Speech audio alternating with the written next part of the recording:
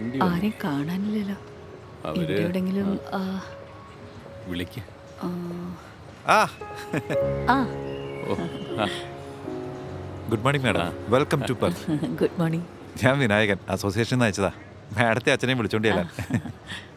സ്വീകരിക്കാനായിട്ട് ആരും വരരുതെന്ന് നിർബന്ധം പറഞ്ഞോണ്ടാ മാഡം ആരും വരാതിരുന്നു. കുഴപ്പമില്ലല്ലോ. എന്ത് കുഴപ്പം? ഈ സ്വീകരണമൊക്കെ ഒരു ക്ലീശ ഏർപ്പാടല്ലേ. മനുഷ്യന് ശ്വാസം മുട്ടിക്കുന്ന ഓരോ പരിപാടി. എന്നാലും കുറച്ച് പേർക്കെങ്കിലും വരായിരുന്നു. സാർ അത് മൊത്തം ഒരു കളറായനെ. അച്ഛാ വേണ്ട. കാർ അവിടെ പാർക്ക് ചെയ്തിരിക്കുന്നത്, നമുക്ക് അവിടെയാ? അങ്ങോട്ട് പോയാലോ? ഓ പോവാം. ഓക്കെ, എന്നാ പിന്നെ അങ്ങോട്ട് പോവാം. വാ പോവാം. കൈ പിടിക്കാം.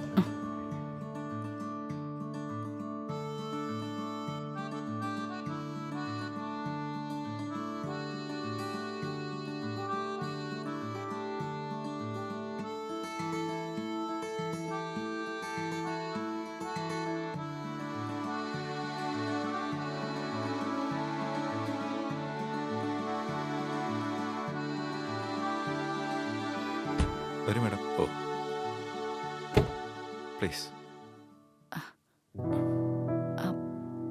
പതുക്കെ.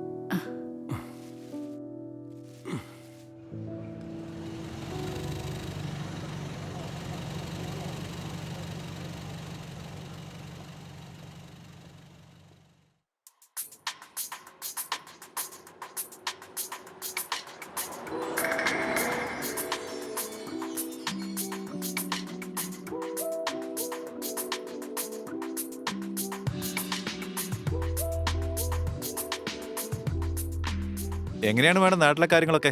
ഉഷാറല്ലേ? നാട്ടിൽ എന്താടോ, അങ്ങനെയൊക്കെ അങ്ങ് പോകുന്നു. അതെ അതെ, അങ്ങനെയൊക്കെ തന്നെ. കുറച്ച് അഴിമതി, കുറച്ച് പീഡനം, പിന്നെ കുറച്ച് അക്രമവും, അങ്ങനെയൊക്കെ തന്നെ പോണു. ഉം. അച്ഛൻ എന്നെ ചൊറിയാനായിട്ട് കൂടിയതല്ലേ? ആ. അച്ഛൻ നല്ല ജോളി ടൈപ്പാണല്ലോ. ജോളി.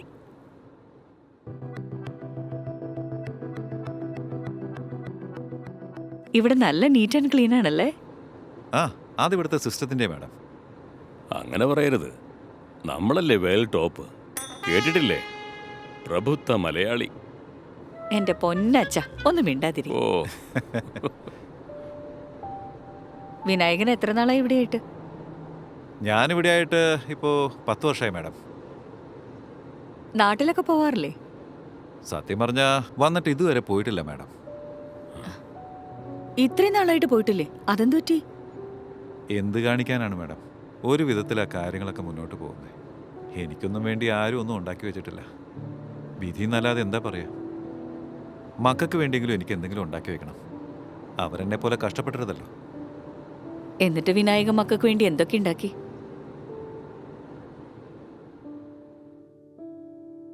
വിനായക, നമുക്ക് എന്തെങ്കിലും ഒന്ന് കഴിച്ചാലോ? ആ. അച്ഛന് ഫ്ലൈറ്റിലെ ഫുഡ് അത്ര അങ്ങ് ശരിയായില്ല.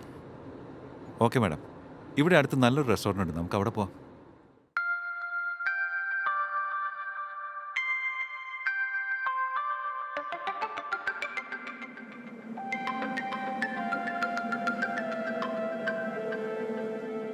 ദാ വിനായക, അയ്യോ ഇതൊന്നും വേണ്ട മാഡം, എല്ലാ അസോസിയേഷൻ സെറ്റ് ചെയ്തിട്ടുണ്ട്. അതൊക്കെ അവിടെ ചെന്നിട്ട് ഇപ്പൊ ഇത് പിടിക്ക്. അയ്യോ അത് അച്ഛന് ചായ കിട്ടിയാൽ മതിയല്ലോ അല്ലേ? ആ അത് ആ, വേണ്ട, എന്തോ ഉടായിപ്പ് പറയാനല്ലേ? വേണ്ട, തൽക്കാലം 2 ചായ കിട്ടിയാൽ ഓക്കേ മതി മാഡം. വിനായക. ആ പിന്നെ ചെറുതായിട്ട് എന്തെങ്കിലും കഴിക്കാൻ. ആ, അതെ. ഓക്കെ വാങ്ങാം. വിനായകനും എന്താന്ന് വെച്ചാൽ വാങ്ങിച്ചോ. ഓ ശരി മാഡം. ശരി.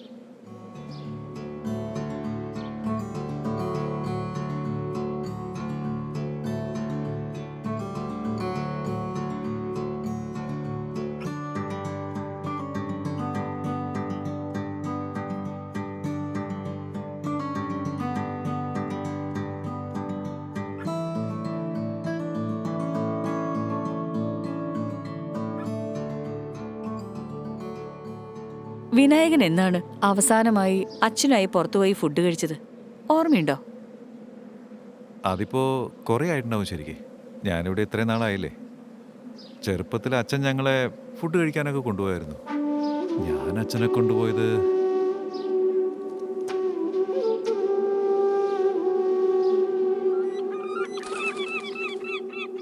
ഇത് നമ്മൾ പ്രവാസി മലയാളികൾക്ക് ഏറെ അഭിമാനമേറിയ നിമിഷങ്ങളാണ്. പ്രശസ്ത എഴുത്തുകാരിയും ഈ വർഷത്തെ സാഹിത്യ അക്കാദമിക് അവാർഡ് വിന്നറുമായ ശ്രീമതി സരസ്വതി മാഡം ഇന്ന് നമ്മളെയൊക്കെ കാണുന്നതിനും നമ്മളുമായി സംവാദിക്കുന്നതിനും ഇവിടെ എത്തിച്ചേർന്നിട്ടുണ്ട്. സ്വാഗതം ചെയ്യാം നമുക്ക് മാഡത്തെ നിറഞ്ഞ സ്നേഹത്തോടെ, കയ്യടികളോടുകൂടെ. Madam, welcome to the stage.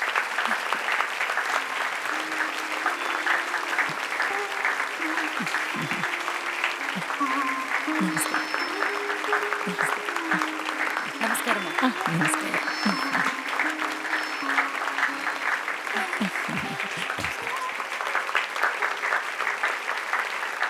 എല്ലാവർക്കും നമസ്കാരം. സുഖാണല്ലോ അല്ലേ? അച്ഛനാണ്, പേര് ബാലകൃഷ്ണൻ. സ്വാഭാവികമായും ബാലേട്ടെന്ന് വിളിക്കും. വിനായക, അച്ഛനെ ഒന്ന് ഇരുത്താമോ? വരൂ സാർ.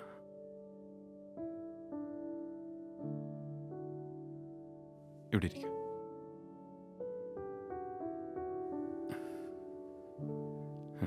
Please madam.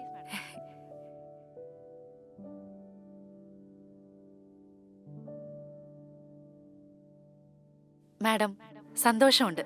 അതിലേറെ നന്ദി. മറന്നു തുടങ്ങുന്നു എന്ന് തോന്നുമ്പോഴൊക്കെയും അക്ഷരങ്ങളുടെ കൈ പിടിച്ചു വന്ന് ഞങ്ങളെ ഞങ്ങളുടെ മാതൃഭാഷയിലേക്ക് ചേർത്ത് വെക്കുന്നതിന്, ഞങ്ങളുടെ ഗ്രഹാതുരത്വങ്ങളിലേക്ക് ഓർമ്മകളെ തിരികെ നടത്തുന്നതിന്. മാഡം, ഇവിടെ ഇരിക്കുന്ന എല്ലാവരും താങ്കളുടെ കടുത്ത ആരാധകരാണ്.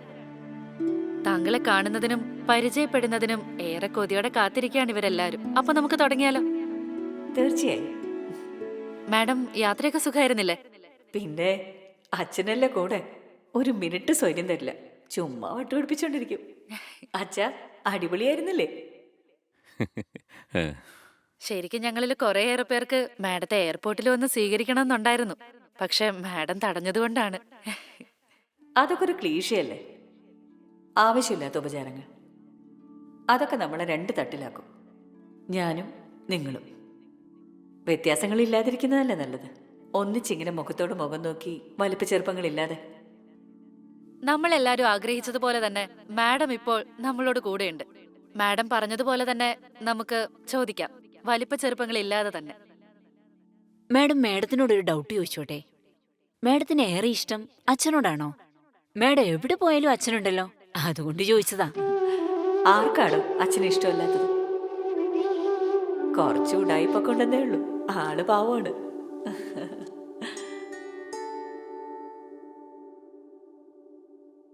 മാഡം വളരെ ചെറിയ പ്രായത്തിൽ തന്നെ എഴുതി തുടങ്ങിയ ആളാണെന്നാണ് ഞാൻ കേട്ടിരിക്കുന്നത്.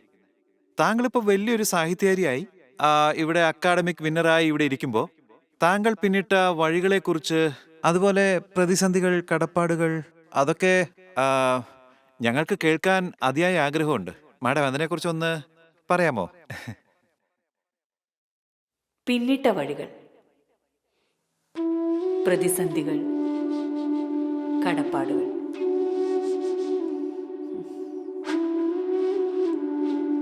ഏതൊരു മനുഷ്യന്റെ ജീവിതത്തിലും ഒരു ഘട്ടം ഉണ്ടാവും, ഒരു തിരഞ്ഞെടുപ്പിന്റെ ഘട്ടം. അതിനെ സ്വാധീനിക്കുന്ന ഒരാളും ഉണ്ടാവും. എൻ്റെ ജീവിതത്തിലുണ്ടായിരുന്നു അങ്ങനൊരു ദിവസം, അങ്ങനൊരാളും. എല്ലാം ഉപേക്ഷിക്കാൻ ഞാൻ തീരുമാനിച്ചൊരു ദിവസം. കഴിവ് കെട്ടവളെന്നും തോറ്റുപോയവളെന്നും സ്വയം പഴിച്ച് ഇനിയില്ല എന്നുറപ്പിച്ച ഒരു ദിവസം.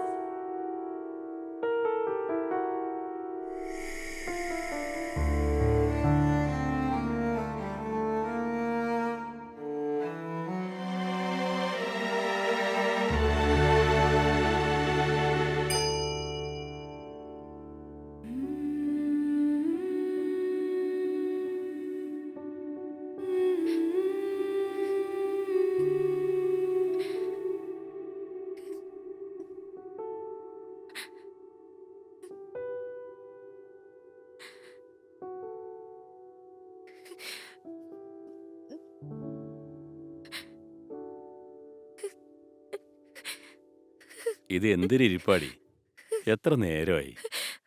ജീവിതമല്ലേ, ഇങ്ങനെയൊക്കെ ഉണ്ടാവും. വിട്ടുകളാ. അച്ഛൻ ഇപ്പൊ എന്താ വേണ്ട?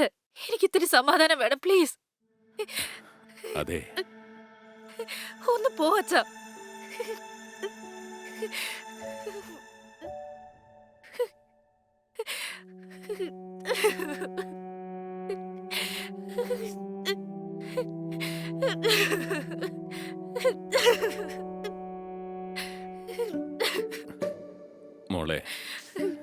ചില കള്ളുടിയന്മാരുണ്ട്, അടിച്ചു കോൺ തെറ്റി സകല പിടിയും വിട്ട് നടക്കുന്ന കുടിയന്മാര്. പക്ഷെ രാവിലെ ആവുമ്പോൾ ചെയ്തു പോയതിനെക്കുറിച്ച് ആലോചിച്ച് അവർക്കൊരു കുറ്റബോധം വരും. രാവിലത്തെ ഹാങ് ഓവർ കൂടി ആകുമ്പോൾ ഇനി മേല കള്ളു കുടിക്കില്ല എന്നുള്ളൊരു ശപഥം എടുക്കും. പക്ഷെ അത് വൈകുന്നേരം വരെ ഉള്ളൂ.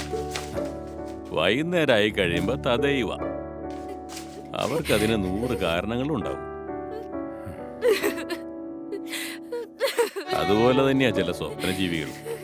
കുടിയന്മാര് ലഹരിയിൽ ജീവിക്കുമ്പോൾ അവര് ജീവിക്കുന്ന സ്വപ്നങ്ങളിൽ അവര് രാപകല് സ്വപ്നം കാണും. മിക്കതും പരാജയമായി തീരുന്ന സ്വപ്നങ്ങൾ.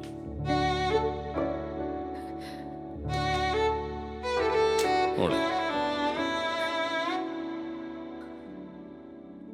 ഓരോ സ്വപ്നങ്ങളും തകരുമ്പോഴും തകർന്ന് തരിപ്പണമാകുമ്പോഴും ഇനി മുന്നോട്ടുള്ള യാത്ര കഠിനമാണെന്ന് മനസ്സിലാകുമ്പോൾ അവരും പ്രതിജ്ഞ ചെയ്യും ഇനി പണിക്കില്ലെന്ന്.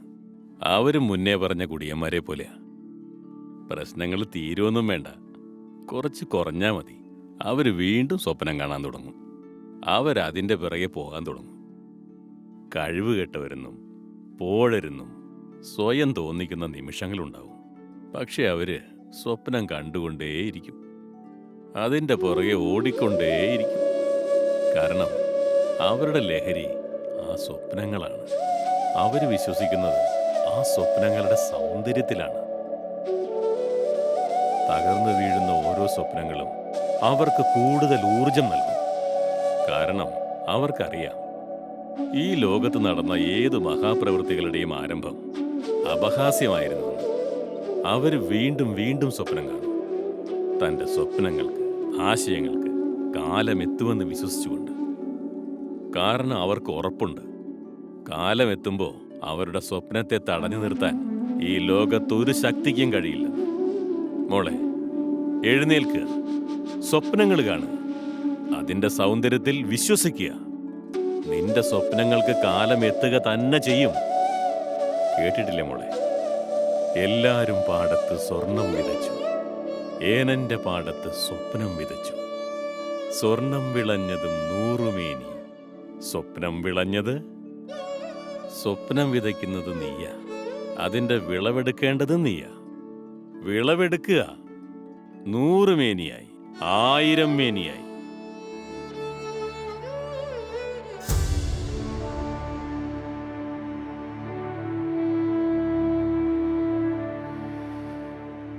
അന്ന് രാത്രി ഞാൻ എൻ്റെ സ്വപ്നങ്ങളെ, അക്ഷരങ്ങളെ തിരികെ പിടിച്ചു.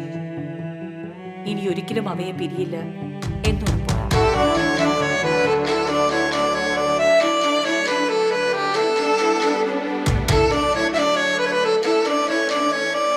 ഇപ്പൊ മനസ്സിലായി മാഡം എന്തിനാണ് അച്ഛൻ ഇങ്ങനെ ഉള്ളം കയ്യിൽ വെച്ചുകൊണ്ട് നടക്കുന്നതെന്ന്. മാഡത്തിന് അച്ഛനോടുള്ള ഇഷ്ടം അത് വല്ലാത്തതാണല്ലേ. അച്ഛനെ ആർക്കാടോ ഇഷ്ടമില്ലാത്തത്? എല്ലാവർക്കും ഇഷ്ടമല്ലേ, അല്ലേ?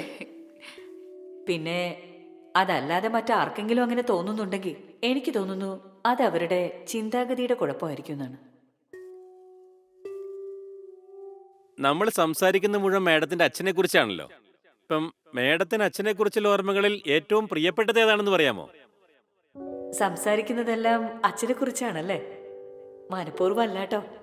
പിന്നെ ചോദ്യങ്ങളെല്ലാം അങ്ങനെ ആയതുകൊണ്ടാണ്. പ്രിയപ്പെട്ടതെന്ന് പറഞ്ഞാ എല്ലാ ഓർമ്മകളും പ്രിയപ്പെട്ടതല്ലേ? അച്ഛൻ വളരെ കഷ്ടപ്പെട്ടാണ് ഞങ്ങളെയൊക്കെ വളർത്തിയത്. ഞങ്ങളെയൊക്കെ ഇടയ്ക്ക് പുറത്തു കൊണ്ടുപോയി അച്ഛൻ ഭക്ഷണം വാങ്ങിച്ചു തരുമായിരുന്നു. അതൊരു നല്ല ഓർമ്മയാണ്. നിങ്ങൾക്കും ഉണ്ടാവില്ലേ അങ്ങനെയുള്ള നല്ല നല്ല ഓർമ്മകൾ?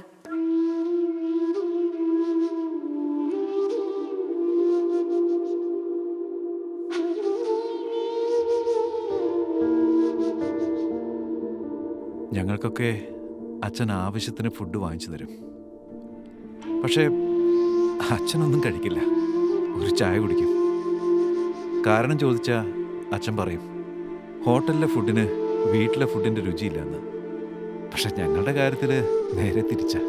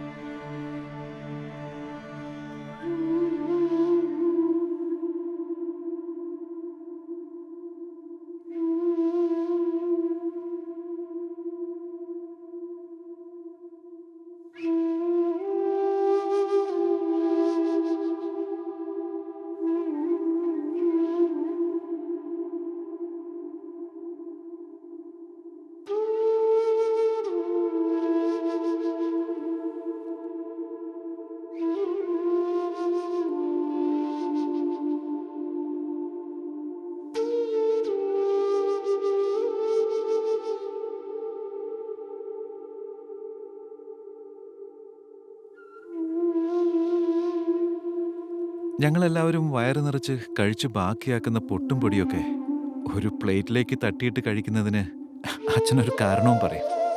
ഫുഡ് വേസ്റ്റാക്കാൻ പാടില്ല എന്ന്. സത്യത്തിൽ അവർക്ക് ആഗ്രഹമില്ലാഞ്ഞിട്ടല്ല, തൻ്റെ വീതം കൂടി മക്കൾക്ക് കൊടുക്കാനുള്ള വെമ്പല അവരുടെ മനസ്സിൽ.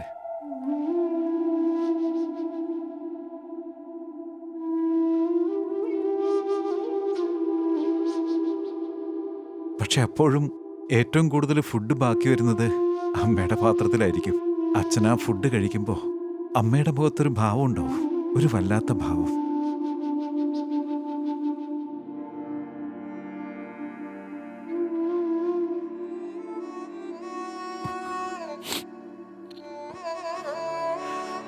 അച്ഛനാണല്ലോ മാഡം ശരിക്കുള്ള മരണമാസ്. എന്റെ അച്ഛനോ?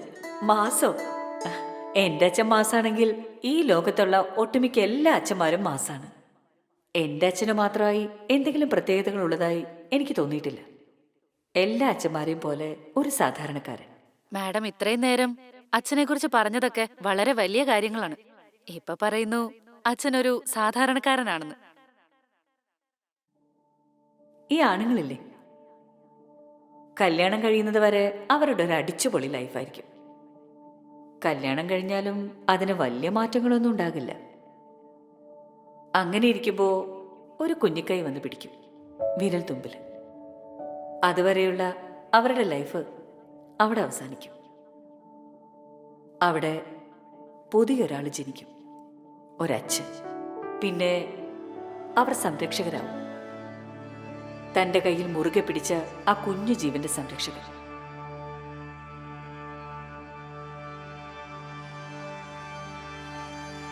ഈ ലോകത്തുള്ള മഹാഭൂരിപക്ഷം അച്ഛന്മാരും ഒരുപോലെ.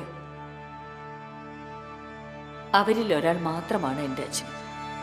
അതുകൊണ്ടാണ് ഞാൻ പറഞ്ഞത് എൻ്റെ അച്ഛൻ ഒരു സാധാരണക്കാരനാണ്. മക്കളൊക്കെ വളർന്നു കഴിയുമ്പോൾ അവർ സ്വന്തം കാലിൽ നിൽക്കാറാവുമ്പോൾ അച്ഛന്മാർ പലപ്പോഴും പതിയെ പുറകോട്ട് വലിയും. പിന്നെ പിന്നെ അവര് നിശബ്ദരാകും. പലപ്പോഴും മക്കളുടെ കാര്യങ്ങൾ അറിയുന്നത് പോലും അമ്മയിലൂടെയായിരിക്കും. എൻ്റെ അച്ഛന് പ്രായമായി, അവശനുമാണ്. പക്ഷെ ഇന്നും എനിക്കൊരു പ്രതിസന്ധി ഉണ്ടായാൽ ആദ്യം പോരാടാൻ ഇറങ്ങുന്നത് എൻ്റെ അച്ഛനായിരിക്കും. അതെൻ്റെ അച്ഛൻ മാത്രമല്ല, ഈ ലോകത്തിലെ ഒട്ടുമിക്ക അച്ഛന്മാരും അങ്ങനെയാണ്. അവർക്കൊരു സൂപ്പർ നാച്ചുറൽ പവറുമില്ല. പക്ഷേ തൻ്റെ കുടുംബത്തിനൊരു ആവശ്യം വന്നാൽ അവർ ഈ ലോകത്തോട് മുഴുവൻ പോരാടാൻ ഇറങ്ങും, ഒറ്റയ്ക്ക്. സൂപ്പർ ഹീറോസിനേക്കാൾ വലിയ ഹീറോസാണ്. തൻ്റെ മക്കൾക്ക് വേണ്ടി ചിലപ്പോൾ അവരടിമകളാവും, വിപ്ലവകാരികളും പോരാളികളുമാവും, സന്യാസികളും ചെകുത്താന്മാരുമാവും, ചിലപ്പോൾ ദൈവങ്ങൾ പോലുമാവും. ചെയ്യുന്ന പ്രവൃത്തിയുടെ മൂല്യമറിഞ്ഞാൽ ലോകത്തിൽ ഏറ്റവും കുറവ് പ്രതിഫലം വാങ്ങുന്നവർ സാധാരണക്കാർ. ജീവിതകാലം മുഴുവനും അസാധാരണ കാര്യങ്ങൾ ചെയ്യുന്ന സാധാരണക്കാർ. ഉള്ളറിഞ്ഞൊന്ന് കെട്ടിപ്പിടിച്ച അലിഞ്ഞില്ലാതാകുന്ന കരിങ്കൽ പ്രതിമകൾ.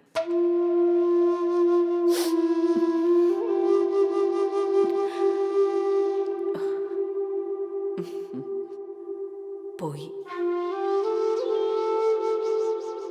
അവരങ്ങനെയാണ്.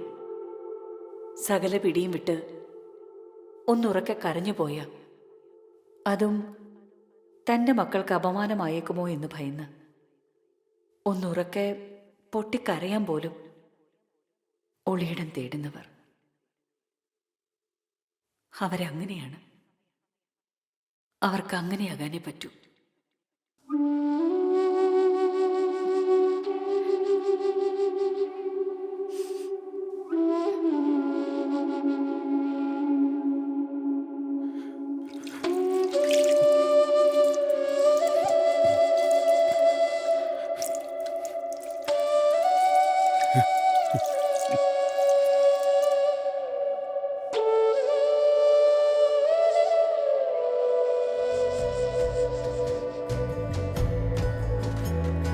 സ്വപ്നങ്ങളെ നിങ്ങൾ സ്വപ്നങ്ങൾ മാത്രമായി ഇനി എത്ര കാലമെന്നുള്ളിൽ വാഴും. വരിക